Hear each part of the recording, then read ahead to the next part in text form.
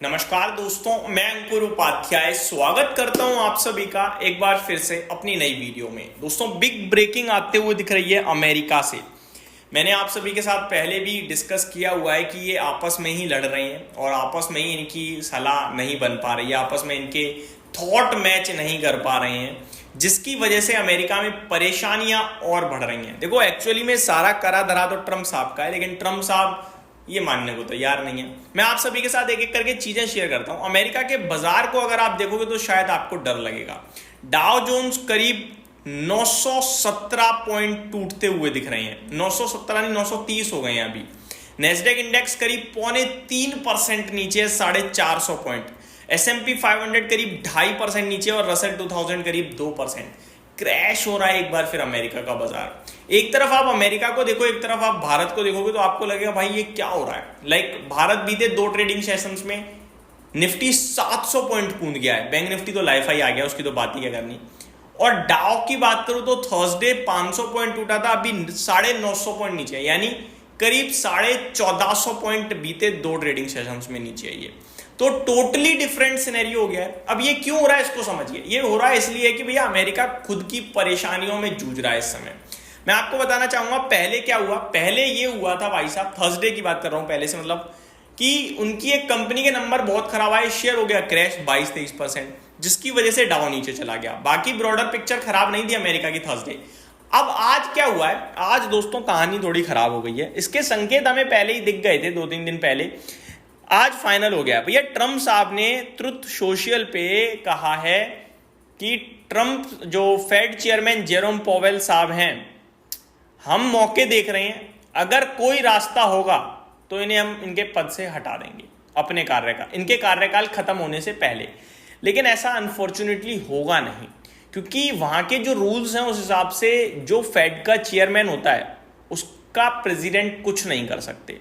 यहां पे लिखा है, मैं बताना चाहूंगा, Trump and his team are studying whether they can legally fire the central bank leader before his term is set to expire. तो लीगली तो नहीं कर सकते हैं ये, क्योंकि है ही नहीं ऐसा टर्म। बट ये लोग देख रहे हैं कोई मिल जाए तो, ये उन्होंने कहा। अब आपस में ही अगर फेड चेयरमैन के खिलाफ उनके प्रेसिडेंट बात करेंगे तो कैसे अमेरिका सुधरेगा भैया। फिर तो दोनों एक तरीके से दिग्गज हैं, ठीक है। एक कंट्री का पूरा करता धरता है तो एक पूरे के पूरे फाइनेंशियल्स का करता धरता है, राइट। तो भाई प्रॉब्लम बहुत बड़ी दिख रही है मुझे। जैसे अपने यहाँ आरबीआई गवर्नर साहब हैं, वैसे वहां पे फेड चेयरमैन है, तो ये मेरे को लगता है प्रॉब्लम बड़ी है इनके लिए। आगे जो ट्रम्प साहब हैं वो कुछ भी बोल देते हैं, आपको पता ही है भाई साहब। बोलने के बाद फिर सोचते रहो सही बोला गलत बोला, उनने तो बोल दिया भाई, नेक्स्ट लेवल बंदा है। ट्रम्प साहब ने ट्रुथ सोशल पे कहा है कि पोवेल साहब को कहा है ये मेजर लूजर व्यक्ति बोला है भाई साहब, Powell a major loser, and warn that US economy could slow down unless interest rates fall immediately. कह रहे हैं कि भैया यूएस इकोनॉमी टूट जाएगी अगर जल्दी रेट कट नहीं करे तो भैया आपने रेसिप्रोकल टैरिफ क्यों लगाया, सवाल तो ये उठता है। लेकिन ट्रम्प साहब कह रहे हैं मैंने जो करा वो भूल जाओ, आप रेट कट कर दो। अब वहां से चेयरमैन साहब कह रहे हैं कि भैया आपने जो ये कर दिया है इसकी वजह से इन्फ्लेशन बढ़ रहा है, मैं कैसे रेट कट कर दूं। तो ये आपस की गुत्थी नहीं समझ मिल रही है। देखो, चेयरमैन साहब जो वो अपना काम बखूबी कर रहे हैं भाई साहब। किसी भी कंट्री में अगर interest rate high, inflation high होगा तो रेट कट नहीं होगा, ठीक है।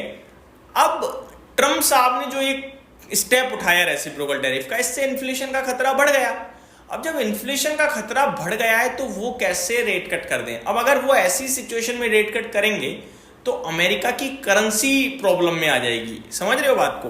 तो ये सारी चीजें हो सकती हैं। आगे देखा जाए तो यही कुछ बड़े रीजंस हैं जिसकी वजह से टूटा है बाजार में। हेडलाइन आपको बता देता हूं जो बन रही है इस समय। President Donald Trump on Monday ratcheted up his pressure campaign on Federal Reserve Chairman Jerome Powell, calling him a major loser and warning that US economy could slow down unless interest rates are lowered immediately. Preemptive cuts in interest rates are being called for by many, Trump wrote on Truth Social. Trump claimed that there is currently virtually no inflation in the US and that cost for energy and most other things are on the decline. तो Trump साहब कह रहे हैं कि बड़े level पे कोई inflation नहीं आ रहा है इस समय और जो एनर्जी की कीमत है वो लगातार घटेगी, टेंशन मत लो, तो आप रेट कट कर दो। और ट्रम्प चेयरमैन साहब कह रहे हैं भैया रेसिप्रोकल टैरिफ लगा दिया, 2 महीने में तेरा इन्वेंट्री खत्म हो जाएगा, अभी क्या करना है।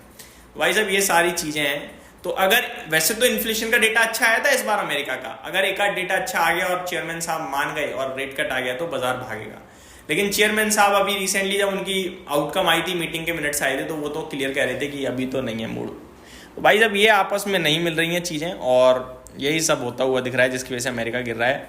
और ये प्रॉब्लम अमेरिका की पर्सनल है, दूसरी कंट्रीज की तो नहीं है। हमारे देश में तो बढ़िया चल रहा है, इन्फ्लेशन कम है, रेट कट हो रहे हैं, आरबीआई गवर्नर साहब और भी आगे रेट कट कर सकते हैं। और साथ ही साथ ये भी कहा उन्होंने तो कि लिक्विडिटी की जरूरत पड़ेगी तो हम देंगे बाजार को।